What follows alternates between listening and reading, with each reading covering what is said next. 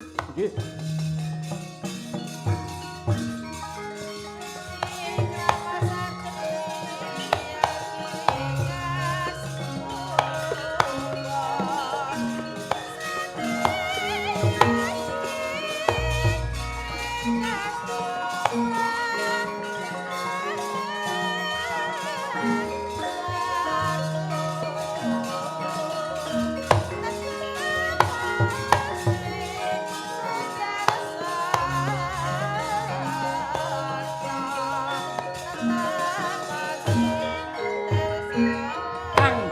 Wong ingkang ngumbar kelawan nepsu datan meruh kelawan agama suci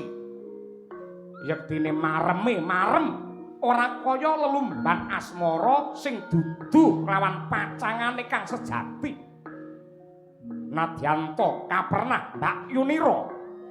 parandene malah saya dadi nenggih sang samba nggih ngendhaleni ibarate kaya laku ning gendhing wiwit saka cucur bawuk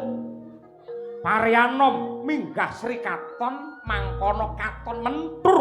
nenggih sang Haknyanawati Sukmanira ilang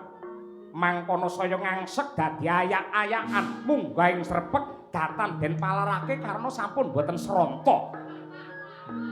den sesekake sampak mangungkung mangkono bali-balan saya sesek dupi wonten tengara tudung delang tandhe rebah kasulayah godres wujude kringet pawongan kekalih